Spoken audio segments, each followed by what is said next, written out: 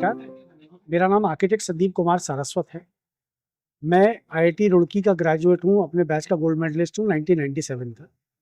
1997 से ही मैं लखनऊ में प्रैक्टिस कर रहा हूँ। इनिशियल 2-3 साल मैंने टीचिंग भी की है, उसके बाद मैंने अपना मास्टर्स किया और अभी मैं पीएचडी कर रहा हूँ। मेरी एक फर्म है सृजन सृष्टि, जो विगत 29 साल से लखनऊ में काम कर रही है और इस समय मैं इंडियन इंस्टीट्यूट ऑफ आर्किटेक्ट्स का उत्तर प्रदेश चैप्टर का चेयरमैन भी। अक्सर लोगों के मन में एक सवाल रहते हैं कि जब कोई प्रोजेक्ट को स्टार्ट करते हैं तो एज अ क्लाइंट उनको ये नहीं पता होता है कि बनते टाइम किन किन तरह के खर्च आएंगे, या यूं कह लें कि उन्हें लगता है कि बहुत सारे छुपे हुए खर्च होते हैं जो उन्हें बाद में पता चलते हैं। तो मैं इस प्लेटफॉर्म के माध्यम से और आपके द्वारा मैं अपने ऑडियंस को जनता के लिए ये सवाल आपसे कर रहा हूँ कि किन किन तरह के खर्च ऐसे हो सकते हैं जो एक कंस्ट्रक्शन प्रोजेक्ट के ड्यूरिंग में आ सकते हैं, जो इनिशियली आम जनमानस को नहीं पता होता है, और कई बार क्या होता है कि ना पता होने की वजह से वो आर्किटेक्ट से डिस्कस भी नहीं कर पाता है। एक चीज ये है कि खर्चा क्या क्या होता है। मकान बनने में 3 पोर्शन होते हैं, एक बिल्डिंग मटेरियल का होता है जी, एक लेबर कंपोनेंट होता है और एक इंटीरियर कंपोनेंट होता है जी। बिल्डिंग कंपोनेंट और लेबर कंपोनेंट ऑलमोस्ट फिक्स है। एक थंब रूल के लिए अगर मैं लेता हूँ, एक नॉर्मल रेजिडेंशियल बनाने में 1500 रुपए स्क्वायर फीट का खर्चा आता है जी। उसका लगभग 30% लेबर कंपोनेंट में जाता है और लगभग 70% मटेरियल में चला जाता है। ये परसेंटेज वेरी होती है 60 से 70 के बीच में और 30 से 40 के बीच में। जी। कुछ काम ऐसे होते हैं, कुछ मटेरियल अगर मान लीजिए आप कल को अपने बाथरूम में गोल्ड प्लेटेड लगाने लगेंगे तो लेबर का कंपोनेंट तो कम हो रहेगा, बिल्कुल, मटेरियल का बढ़ जाएगा। उसी तरह अगर आप 100 रुपए के पत्थर की जगह 400 रुपए का पत्थर लगाएंगे तो लेबर कंपोनेंट कम रहेगा, मटेरियल। लेकिन ब्रॉडली देखा जाए तो 1/3 खर्चा हमारा लेबर का होता है, 2/3 हमारा मटेरियल। ये तो सब क्लाइंट को पता हो। जो चीजें उसे शुरुआत में नहीं पता होती वो नहीं होती कि बोरिंग इसमें जुड़ी है नहीं जुड़ी है, पानी का स्रोत वहां है नहीं है, कभी कभी क्या होता है बिजली का प्रॉपर स्रोत नहीं है, उसके लिए ट्रांसफार्मर लगाना पड़ा, वो एडिशनल कॉस्ट उसको नहीं पता होती है। कई बार मार्केट में फ्लक्चुएशन भी हो जाता है। अब जैसे इस समय गल्फ वो ईरान की वॉर जो चल रही है उसकी वजह से प्लास्टिक महंगा हो रहा है, टाइलें महंगी हो रही है, तो ये तो अनफोर्सीन है, ये पहले से नहीं पता होता कि क्या हो जाएगा, क्या हो सकता है। इसलिए हमेशा प्लान करते समय 5-7% का बफर लेके चलना जी। दूसरा क्या होता है, एक मकान के अंदर 100 आइटम होते हैं। हमारे यहाँ कहावत क्या है कि मकान एक ही बार बनता है, एक ही बार बनाते हैं। तो जब कोई आदमी टाइल पसंद करने जाता है और उसका आर्किटेक्ट उसे बताता है सर आपका बजट 50 रुपए का, वो वहां गया, उसने देखा कि यार 70 रुपए में और अच्छी टाइल मिल रही है, उसने कैलकुलेट किया डिफरेंस 20 रुपए फुट का, मतलब 50,000 का डिफरेंस। बोले चलो मकान एक ही बार बनता है, 50,000 रुपए से बढ़ा दिया। लेकिन वो ऐसे 50 आइटम है, हर एक में अगर आपने 50,000 रुपए बढ़ाते गए तो अंत में वो 25 लाख हो गए। बिल्कुल। तो आदमी को खरीदने से पहले जब भी कोई चीज खरीदने जा रहा है तो उसके पास एक खाका होना चाहिए, मेरा बजट कितना है, मेरी रिक्वायरमेंट क्या है, उसी हिसाब से स्पेसिफिकेशन, उसी हिसाब से वो उसी जगह जाए, उसी जगह से परचेज करे जो उसके बजट में आ जाए, रिक्वायरमेंट में। फर्ज करते हैं कि मैं एक क्लाइंट हूँ और मैं आपके पास अपना घर डिजाइन कराने के लिए आया हूँ, तो मुझे एक आर्किटेक्ट से मिलने से पहले क्या क्या होमवर्क कर लेना चाहिए, क्या क्या अपनी चेकलिस्ट प्रिपेयर कर लेनी चाहिए कि हम एक आर्किटेक्ट के पास जब जाएं तो हम अपनी बातें पूरी तरीके से बता सकें। आप उस आर्किटेक्ट के बारे में अपने हित मित्रों से कोई ना कोई फीडबैक ले सकते हैं। हो सकता है किसी ने उसको रिकमेंड किया हो, उसने कोई घर बनाया हो, आप जाके उसको देख सकते हो कि क्या वो आपके हिसाब से एक अच्छा घर बनाए। आप उसके क्लाइंट से फीडबैक ले सकते हो कि उस दौरान उसका बिहेवियर कैसा था, क्या उसने प्रॉपर सर्विसेज दी नहीं दी। ये एक बेसिक आर्किटेक्ट के चयन का पैमाना। एक इशू तो ये हो गया जी। दूसरा ये कि जब भी आप क्लाइंट के पास जा रहे हो, आर्किटेक्ट के पास जा रहे हो, तो आपको अपनी रिक्वायरमेंट के बारे में क्लियर हो। जैसे जब भी हमारे पास कोई एक आदमी आता है तो हम उससे, क्लाइंट आता है, हम उससे पूछते हैं कि भाई आपका परिवार कितना बड़ा है जी। उसका हम क्यों पूछते हैं, हम इसलिए पूछते हैं कि हमें ये पता तो चले कि आपको कितने कमरे चाहिए होंगे, आप बिजनेस क्लास हो कि सर्विस क्लास हो, बच्चे कितने हैं। बिजनेस क्लास की टेंडेंसी होती है कि उनके बच्चे उनके साथ ज्यादा रहने की प्रॉपर्टी होती है, तो उनके बच्चे उनके साथ रहने के, तो आगे फ्यूचर एक्सपेंशन का भी हम स्कोप छोड़ कहते हैं। बिल्कुल। कल को 2 बेटे हैं, दोनों की शादियां होंगी, उनका भी परिवार होगा, फैमिली बढ़ेगी। अगर मान लीजिए एक सर्विस क्लास है जिसका बच्चा एक कंप्यूटर इंजीनियर है, बहुत बड़ी प्रॉपर्टी है कि उनके साथ ही ना रहे बाहर, तो हम घर ऐसा रखते हैं कि जो मैनेजेबल हो। कोई क्लाइंट ऐसा होता है जिसके बच्चे बाहर सेटल्ड हैं, तो हम ऐसा करते हैं कि अक्सर वो अपने बच्चों के पास जाएगा तो उसके पास घर की सिक्योरिटी का क्या होगा, तो हम्म, इसमें एक छोटा सा पोर्शन टेनेंट का भी होना चाहिए, ताकि बिल्कुल। कल को मैं 3 महीने के लिए अपने बच्चे को विदेश चला गया तो मेरा घर सुरक्षित रह पाए, हम्म, मेंटेन रह पाए। तो क्लाइंट की आवश्यकता क्या है, क्लाइंट का डेमोग्राफी क्या है, मतलब उसका बनावट क्या है, उसके परिवार की, उसका पेशा क्या है, इन सब चीजों में एक घर डिजाइन करने से पहले वो जरूरी है। और और बहुत फ्यूचर छोटा में सा क्या? example, हाँ एक आईएएस जब अपना घर बनाता है तो जी हमेशा ड्राइंग रूम के बाहर एक छोटा सा फॉयर बनाता है 10 बाय 10 फुट का। जी। बहुत सारे उसके स्टाफ ऐसे आता है जो फाइलें लेके आते हैं दस्तखत कराने, हम्म। उनको वो फॉर्मल ड्राइंग रूम में भी नहीं बिठा सकता, हम्म उनको वो बाहर पोर्च में भी नहीं बिठा सकता, तो हम्म। उसको एक छोटा सा इनफॉर्मल स्पेस चाहिए। बिजनेसमैन को ऐसा कुछ नहीं चाहिए, बिजनेसमैन के घर तो जो आएगा उसी ड्राइंग रूम में जाएगा। सेग्रीगेशन ऑफ स्पेसेस वो।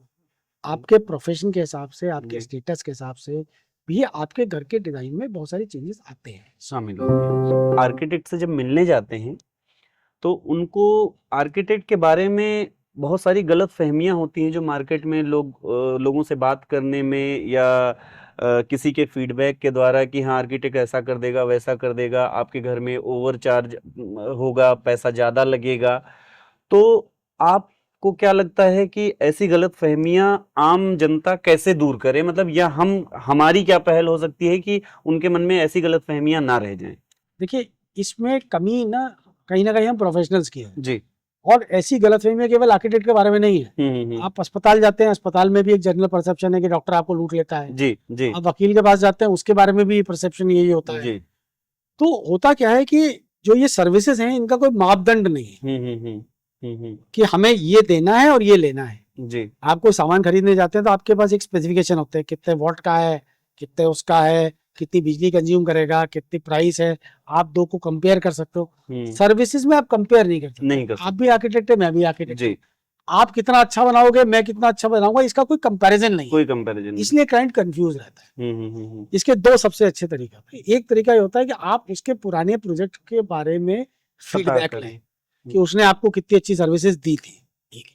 दूसरा ये है कि हम क्या कर सकते हैं, हम जब हमारे पास क्लाइंट आता है और हमसे कुछ डिस्कस करता है, हमें अपने आप उसे अपना स्कोप ऑफ वर्क बताना चाहिए कि मैं आपको क्या क्या सुविधा दूंगा और जी। उससे आपका क्या लाभ होगा। जब मैं उसको दोनों चीजें स्पष्ट रूप से बताऊंगा तो शायद उसके डिसीजन मेकिंग ज्यादा आसान हो जाएगी। एक सर छोटा सा किस्सा मुझे याद आ रहा है कि एक बार मेरे पास से एक क्लाइंट आए, मैं प्रैक्टिस स्टार्ट ही किया था, तो उन्होंने हमको एक बात बताई, कहा कि भाई साहब हम अपने यहाँ बेडरूम्स में टीवी लगाना प्रेफर नहीं करेंगे।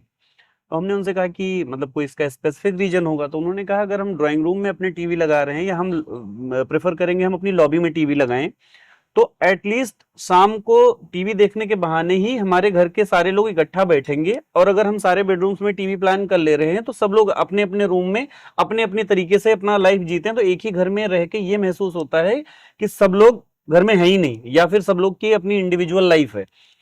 तो यहां से एक सवाल पैदा होता है कि क्या आर्किटेक्चर इंसानी रिश्तों को बेहतर बना सकता है, या फिर हम किस तरह की आर्किटेक्चरल प्लानिंग करें, या एक घर को हम किस तरह से प्लान करें कि इंसानी रिश्ते उनसे बेहतर हो जाएं, और आइसोलेशन आज के टाइम में जो फील हो रहा है उसको हम कैसे बेहतर कर सकते हैं? बहुत अच्छा सवाल है आपका। जी और इसी में मैं जुड़ूं, मेरे भी घर में किसी बेडरूम में टीवी नहीं लगा हुआ। जी देखिए, आर्किटेक्चर जो है वो राह दिखाता है। जी आप किसी सड़क पे जा रहे हैं, एक तरीका ये है कि 4 पुलिस वाले खड़े हों और आपका ट्रैफिक रेगुलेट करें।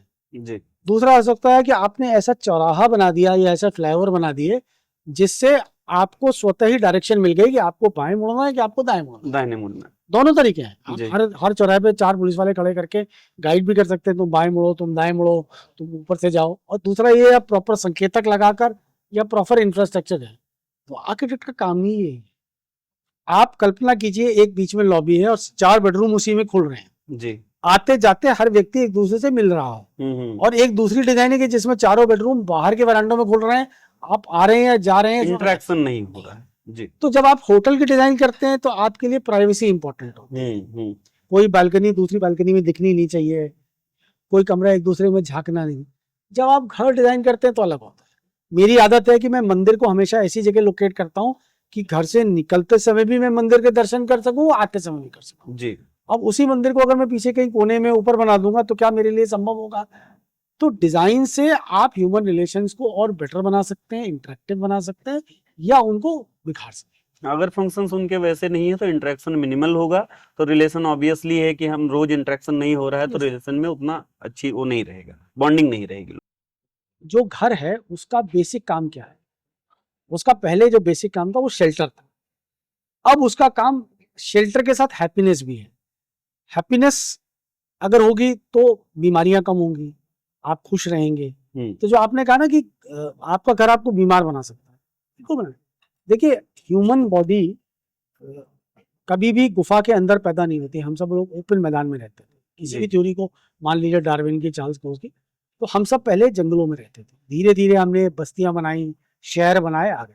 लेकिन जो प्राकृतिक रिक्वायरमेंट हमारी है, शुद्ध हवा की, अच्छे सीन देखने की, ग्रीनरी की, वो आज भी है। कोई भी व्यक्ति जो अगर एक बंद कमरे में जीवन भर रहेगा, उसका नेचुरल विकास नहीं हो सकता, नहीं होगा। उसे एनवायरनमेंट के साथ मिलना ही पड़ेगा। हम अगर ऐसे घर बनाते हैं जिसमें बड़ी विंडोज हों, खुले में खुलती हों, हम दिन का सूरज देख सकें, अच्छा धूप हमारे यहाँ आ सके, तो हम नेचुरली स्वस्थ होंगे। तो जो कंसेप्ट है हमारे आर्किटेक्चर के, बीच में कोर्टयार्ड होना चाहिए, उसमें ग्रीनरी होनी चाहिए, कहीं वाटर बॉडी होनी चाहिए, कुछ पेड़ होने चाहिए, तो ये हमारा हैप्पीनेस इंडेक्स भी बढ़ाते हैं और हमारे हेल्थ के लिए भी बेटर। 5,000 स्क्वायर फीट का आपका प्लॉट था तो आपने ये निकलवाना था, लॉन कराना था, ये कराना था, तो आपने करा लिया। लेकिन भाई साहब हमारे पास तो 800 स्क्वायर फीट है, हमारे ले दे के 2 कमरे बनेंगे, एक किचन बनेगी और एक लॉबी बनेगी, तो हमें आर्किटेक्ट की क्या जरूरत है? मैं तो रिवर्स कहूंगा जी। बड़े प्लॉट में भले ही आप आर्किटेक्ट को हायर करें ना करें, छोटे में उसकी महत्व और बढ़ जाता है। बड़े में क्या है, आपके पास चारों तरफ खुली जगह है, आप कहीं भी विंडो निकाल लीजिए, कहीं भी। छोटे स्पेस को यूटिलाइज करना एक आर्किटेक्ट के लिए और चैलेंज है, और उससे ज्यादा क्लाइंट के लिए एक बहुत बड़ी एडवांटेज है। मैं बहुत सारे घर आपको ऐसे दिखा सकता हूँ जो 800-1000 फुट में है, जिसमें लाइट प्रॉपर है, वेंटिलेशन प्रॉपर है, स्पेस का सही इस्तेमाल है। जो बड़े घरों में वेस्टेज होती है कई स्पेसेस की, छोटे घर में एक एक इंच की इंपॉर्टेंस है, तो वहां तो आपको प्रोफेशनल मदद और चाहिए जी। और बहुत सारे तरीके ऐसे हैं, डबल हाइट करके, जहां पर हम लाइट को ला सकते हैं, वेंटिलेशन इंप्रूव कर सकते हैं, टेरेस गार्डन बना सकते हैं, बहुत सारी। ये तो छोटे घर में आर्किटेक्ट का, प्रोफेशनल का महत्व और बढ़ जाता है, मतलब चुप बढ़ेगा। सस्टेनेबिलिटी जो है वो आपके लिए उतनी इंपॉर्टेंट नहीं है जितनी सोसाइटी के लिए इंपॉर्टेंट है। हम जब समाज से कुछ लेते हैं तो समाज के को हमें देने का भी कर्तव्य हमारा है। तो अगर हम सारी, अब ये जनरेशन ही सारे रिसोर्सेज को खा जाएगी तो अगली जनरेशन को क्या पास करें? आज होता है ना कि साहब, हिंदुस्तान में चीता 100 साल पहले एग्जिस्ट करता था, अभी बीच में खत्म हो गया। कई जानवर विलुप्त हो रहे हैं, पेड़ विलुप्त हो रहे हैं, अब तो पानी विलुप्त हो रहा है, ऑक्सीजन विलुप्त हो रही है, ओजोन डिप्लीटेशन हो रहा है। तो अगर हम इसी तरह से प्रकृति का दोहन करते रहे तो हमारे आने वाली जनरेशन के बाद 100 साल बाद, उनके लिए क्या रिसोर्सेज छोड़ेंगे? बचेगा नहीं, उनका जीवन ही कष्टमय हो जाएगा। तो सस्टेनेबिलिटी से ये है कि हम जो भी प्रकृति से ले रहे हैं उससे ज्यादा लौटाएं। एक बहुत छोटी सी कहावत हमारे यहाँ थी कि जब आप किसी जगह से उठ के जाते हैं तो वो जगह बेहतर होनी चाहिए आपके आने से पहले से, चाहे वो माहौल के टर्म्स में हो, चाहे वो प्रकृति के टर्म्स में हो, चाहे पैसे के टर्म्स में हो, चाहे खुशी के। आप अगर किसी सोसाइटी में गए हैं और सबको हंसा कर जा रहे हैं बाहर, तो वो आपकी एक अचीवमेंट है, बजाय कि आप दुख देके जा रहे हैं। उसी तरह में प्रकृति को आप संतुष्ट करके जा रहे हैं, उसको फ्लरिश करके जा रहे हैं, वो बेहतर है बजाय उसे दुखी कर। वास्तुशास्त्र जैसे बहुत बार कहते लोगों को सुना होगा कि हाँ बिना वास्तु के घर नहीं बन सकता, या बहुत लोगों को ऐसे भी कहते सुना होगा कि वास्तु की जरूरत ही क्या है। जितना सर मैं समझता हूँ कि वास्तुशास्त्र क्लाइमेटोलॉजी है, और अक्सर अगर इंडियन कॉन्टेक्स्ट में कोई भी आर्किटेक्ट काम करता है या कोई क्लाइंट हमें अप्रोच करता है तो वो बहुत ज्यादा उम्मीद करता है किसी आर्किटेक्ट से कि वो वास्तु का ध्यान रखेगा। तो कई बार ऐसा भी होता है कि जो हमारे आर्किटेक्चरल फंक्शंस हैं या फिर हमारे डे टू डे लाइफ वाले जो फंक्शंस हैं जिनको आर्किटेक्ट घर में प्लान कर रहा है, एक हार्डकोर वास्तु की अगर हम बात करते हैं तो उनमें टकराव की स्थिति आ जाती है कि हमारा आग्नेय कोण में किचन नहीं आ पा रहा है, अब हम कहाँ प्लेस करें। और अगर हम पिन पॉइंट डायरेक्शन पे कोई किचन प्लेस कर रहे हैं तो हमारे घर के फंक्शंस अल्टर हो रहे हैं, फंक्शंस खराब हो रहे हैं। तो ऐसी स्थिति में लोगों को क्या करना चाहिए, ऐसी स्थिति में आर्किटेक्ट को क्या करना चाहिए? देखिए वास्तु जो है एक तरह का बायलॉ है जो उस समय लिखा गया था जी। आज से 4-5 हजार साल पहले, जब कोई लिखित नियम नहीं थे घर बनाने के। जैसे आजकल तो क्या है, हर डेवलपमेंट अथॉरिटी के नॉर्म्स आते हैं, बायलॉज हैं कि सेटबैक इतना होना चाहिए, हाइट इतनी होनी चाहिए जी। जिस समय शहरीकरण शुरू हुआ था हिंदुस्तान में तो उस समय लॉ नहीं था, कोई भी गांव में अपना मकान तिरछा बना लेता था, कोई टेढ़ा बना लेता था, कोई सीधा बना लेता था। तो चाणक्य ने एक किताब लिखी जो अर्थशास्त्री, जो बेसिकली फाइनेंशियल डॉक्यूमेंट था, उसका जी। एक पार्ट है जो है वास्तुशास्त्र। वास्तुशास्त्र। उसमें उसने बताया कि शहरों को और घरों को कैसे बनाया जाए। हम्म। सबसे पहले उसने क्लासिफिकेशन ऑफ सिटी किया और बड़ा जी। महत्वपूर्ण है।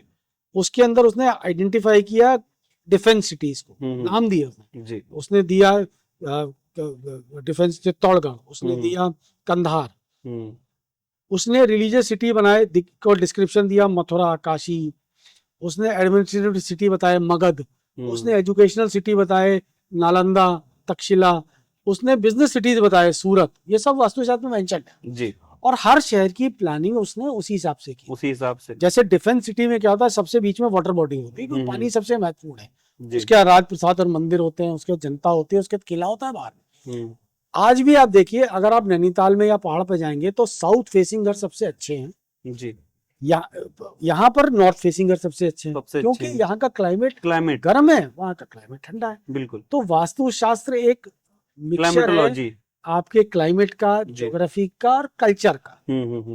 तो जितना संभव हो सके उसका पालन करना चाहिए। जी। जो अवैज्ञानिक चीजें हैं या जो चीजें समय के साथ खत्म हो गई हैं, इररिलेवेंट हो गई। उनको अंधविश्वास में नहीं आना चाहिए। बिल्कुल।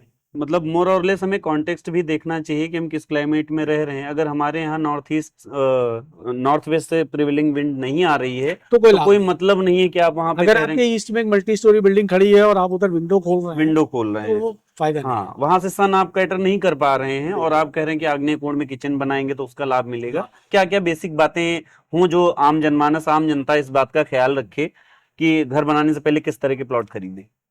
देखिए, प्लॉट खरीदने के दो एस्पेक्ट हैं। एक तो लीगल एस्पेक्ट है जी। वो बहुत जरूरी है। जी। लोग गाड़ी कमाई का प्लॉट खरीदते हैं, बाद में उसमें कोई विवाद नहीं कहलाता है। ठीक है। तो पहली बात तो प्लॉट खरीदते समय उसके प्रॉपर डॉक्यूमेंट चेक करें। ये चेक करें कि उस एरिया में जहाँ प्लॉट खरीदने वहाँ नक्शा पास होता है नहीं होता है। जी। वहाँ सिविक सर्विसेज कैसी हैं, सीवर है, पानी है, बिजली है, उनकी क्या अवेलेबिलिटी है कि नहीं, अवेलेबिलिटी है नहीं है। जी। प्लस सोसाइटी कैसी है आसपास की, क्योंकि हर व्यक्ति अपने सोशल सर्किल में रहना पसंद करता है। एक कम्युनिटी वाली फीलिंग होनी चाहिए। बाकी सुख सुविधाएं कैसी हैं, स्कूल कितनी दूर है, बैंक कितनी दूर है, आपका कार्यस्थल कितनी दूर है, ये तो एक बेसिक चीज है। इसके अलावा जो आर्किटेक्चरल चीजें हैं, क्या वहाँ लैंड फिलिंग तो नहीं है जिससे फाउंडेशन में दिक्कत पड़े, वहाँ पानी तो नहीं भरता है। ये कुछ चीज ऐसी है जिनको किसी भी मकान को खरीदते समय, जैसे हम लोग साइट एनालिसिस कहते हैं, वो करना चाहिए। जी। आपके प्रैक्टिस के दौरान कभी कोई ऐसी सिचुएशन बनी कि किसी पॉइंट को लेके, बहुत इनिशियल स्टेज की मैं बात कर रहा हूँ क्योंकि हम यंग आर्किटेक्ट्स हैं और हम चाहते हैं कि वो एस्पेक्ट्स भी जाने, कि आपके बहुत इनिशियल प्रैक्टिस के दौरान कोई क्लाइंट ऐसा आया हो, कोई ऐसी टकराव हो गई हो विचारों की उसके बीच में और आपके बीच में, और बाद में आपको लगा हो कि नहीं, हमें ऐसा नहीं करना चाहिए, हमें वैसा करना चाहिए तो हमारी प्रैक्टिस और अच्छी होती, या फिर हमें वहां पे सुधार की जरूरत थी? कुछ ऐसी, अगर आपके लाइफ में कुछ ऐसी घटनाएं हुई हो? मेरी ऐसी कभी लाइफ में घटना नहीं हुई कि जिसमें मेरे क्लाइंट से कोई टकराव हो। जी। देखिए, अंत में आप ये मान के चलिए कि आप किसके लिए काम कर रहे हैं। आप क्लाइंट के लिए काम कर रहे हैं। जी बिल्कुल। क्लाइंट का अपना एक रिक्वायरमेंट है, उसका बजट है, उसका विजन। हम लोगों को गलतफहमी होती है ना कि हम लोग क्रिएटर्स हैं। जी। हम लोग क्रिएटर नहीं हैं, हम केवल उसकी रिक्वायरमेंट को फुलफिल टेक्निकल और एस्थेटिक शेप दे रहे हैं। हाँ, एज कंसल्टेंट हमारा काम है कि अगर वो कुछ गलत कर रहा है या सोच रहा है तो हमें उसको काउंसिल करना चाहिए, उसको समझाना चाहिए कि आप जो कर रहे हो इसके दूरगामी परिणाम होंगे, वो आपके लिए खराब होगा। मगर अगर उसके बाद भी वो नहीं मान रहा है और उसकी जिद है तो ठीक है, पर्सनैलिटी है। मैं एक कलर की शर्ट पहनता हूँ, आप दूसरे कलर की शर्ट पहनते हो, कल को कोई ऐसी कलर की शर्ट भी पहनते हैं लोग कि हमें बिल्कुल पसंद नहीं पसंद है, लाल कलर की कोई शर्ट पहन के कैसे निकल सकता है। कई पिक्चरों में पीले कलर की पैंट पहन के लोग निकलते हैं। तो ये आदमी का व्यक्तित्व है, हर घर उसके व्यक्तित्व की एक घर है, पर्सनल चॉइस। पब्लिक बिल्डिंग में मैं अड़ सकता हूँ जी, क्योंकि उसके यूजर बहुत सारे हैं। अगर मुझसे कोई कहे कि साहब पब्लिक इंच में 10 इंच की स्टेप बना दी, मैं नहीं बनाऊंगा जी। लेकिन पर्सनल घर में अगर किसी की एम्बिशन है तो कोई, हमें उससे लड़ने की जरूरत नहीं। हमारा काम उसको सही ज्ञान देना, टेक्निकली बताना और उसको बताना कि इसकी वजह से आपको भविष्य में ये समस्या आ सकती है। मगर उसके बावजूद भी अगर वो चाहता है तो हमें फिर उसको टेक्निकल शेप देके खत्म कर देना चाहिए। अगर हम लोगों के बहुत कॉमन सी बात है कि कोई भी एग्रीमेंट तभी वैलिड होता है जब वो लॉफुल हो।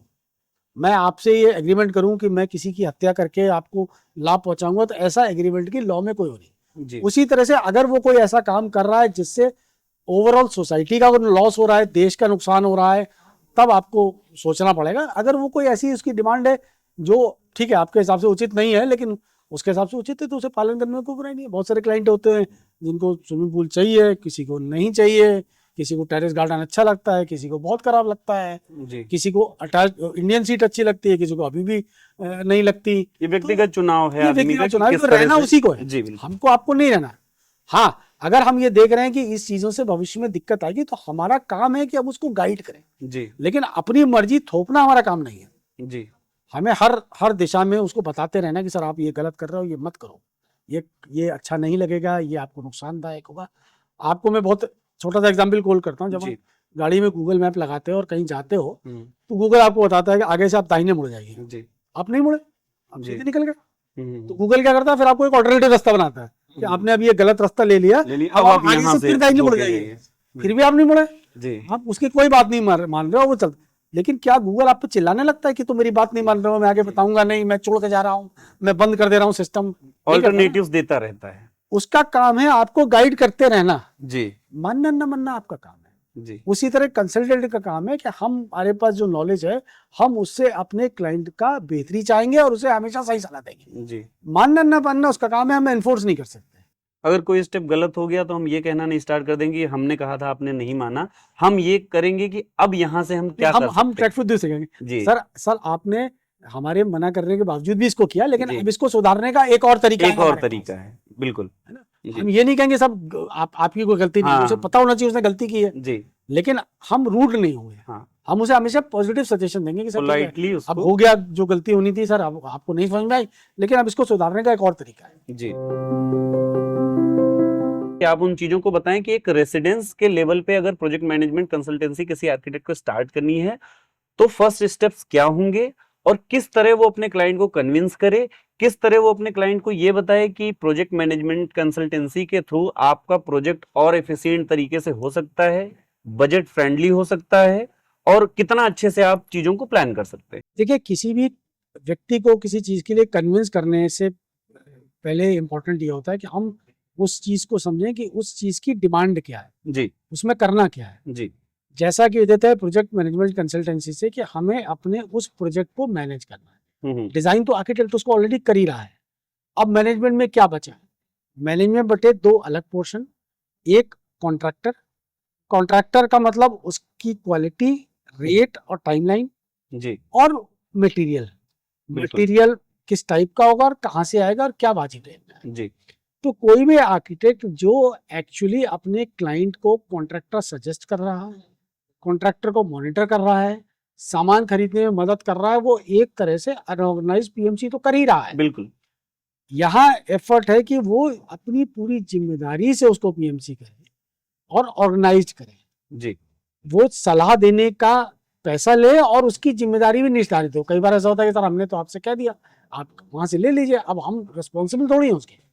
पीएमसी में इंपॉर्टेंस है कि आप उस काम की क्वालिटी को, उस काम के टाइमिंग की रिस्पॉन्सिबिलिटी भी आपकी है। जी जिस तरह से काम डिले होने पर पेनल्टी लगती है, तो पीएमसी में भी लगती है।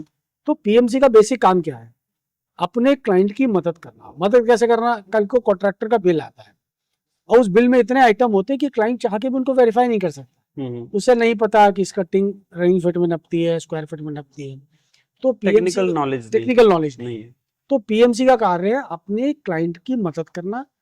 कैसे वो उसकी बिल्डिंग, घर, जो भी अभी छोटे लेवल की अगर हम बात करें, कैसे कम समय में, उच्च गुणवत्ता से और कम बजट में बन सके। ये तीन ऑब्जेक्टिव्स किसी भी प्रोजेक्ट मैनेजमेंट कंसल्टेंसी है। जी क्लाइंट को उसे ये समझाना होगा कि अगर आप ये तीनों चीज चाहते हैं तो इसके बदले में हम आपसे बहुत थोड़ी सी फीस ले रहे हैं।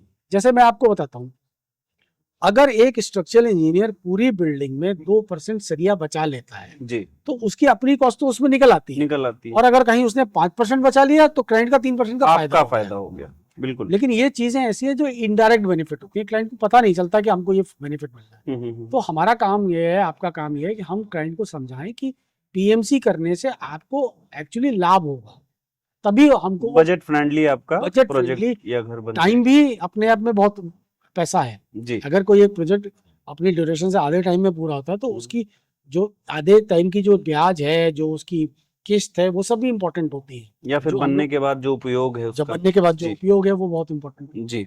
सर, आज की इस बातचीत को हम 2 सवालों के साथ कंक्लूड करेंगे। पहला, हम आपसे चाहेंगे कि मतलब आम जनता को आप क्या सुझाव या संदेश देना चाहेंगे अगर वो घर बनाने जा रहा है? और दूसरा हमारा सवाल है कि हमारे जो बडिंग आर्किटेक्ट्स हैं, जो नए आर्किटेक्ट्स हैं, यंग आर्किटेक्ट्स हैं, वो अपनी प्रैक्टिस शुरू कर रहे हैं या एस्टेब्लिश होने की कोशिश कर रहे हैं, या अभी उन्होंने नहीं शुरू किया है, शुरू करने का मन बना रहे हैं, तो उन्हें क्या करना चाहिए? देखिए, जनता के लिए तो मेरा एक बहुत सिंपल सा सुझाव है, जब भी आप कोई बिल्डिंग बनाते हैं, बड़ी जी बनाते हैं, छोटी बनाते हैं, कुछ भी करते हैं, आप प्रोफेशनल की हेल्प लीजिए। क्योंकि आज के टाइम में आप जो काम कर रहे हैं, उसमें आप जो अर्न कर सकते हैं, उससे कम पैसे में आप प्रोफेशनल को हायर कर सकते हैं। बिल्कुल। आज की डेट में कोई भी आदमी घर पे बैठ के अपना कपड़ा खुद नहीं सिल रहा ना, वो हम्म। टेलर की मदद ले रहा है। कोई भी आदमी कोई भी काम करने के लिए, कार के लिए सर्विस मैकेनिक होता है। हर आदमी की एक एक्सपर्टाइज होती है, चाहे वो जूता सिलने वाले से लेकर एसी बनाने वाले तक हो। उसी तरह आर्किटेक्ट्स की भी अपनी एक एक्सपर्टाइज है। हम वो काम कर सकते हैं जो आप चाह कर भी नहीं कर पाएंगे, जी है ना? क्योंकि हमको उसकी पढ़ाई हम लोगों ने की है, हमने उसका एक्सपीरियंस किया है। तो जब भी आप कोई बिल्डिंग बनाते हैं, घर बनाते हैं, आप प्रोफेशनल की सेवा लें और मान के चलिए कि उससे आपको लाभ होना ही होना है। भले ही डायरेक्टली आपको नजर आए, भले ही आप बाद में रियलाइज करें। जी जो आर्किटेक्ट प्रैक्टिस करना शुरू कर रहे हैं उनके लिए मैं कहूँगा, स्ट्रगलिंग फील्ड है, लेकिन सारे प्रोफेशनल्स की फील्ड स्ट्रगलिंग होती है, क्योंकि आपको अपनी वर्थ सिद्ध करनी होती है। जी। ये कोई रेडीमेड प्रोडक्ट नहीं है। समय लगेगा, आप समय के साथ स्ट्रगल करेंगे। हो सकता है 2 साल में मिले, हो सकता है 5 साल में मिले, हो सकता है 10 साल। टाइम पीरियड आगे पीछे हो सकता है सर्कमस्टांस के लिए, लेकिन अगर आप मेहनत से काम कर रहे हैं तो एक पॉइंट पर आने के बाद आपको सक्सेस मिलेगी।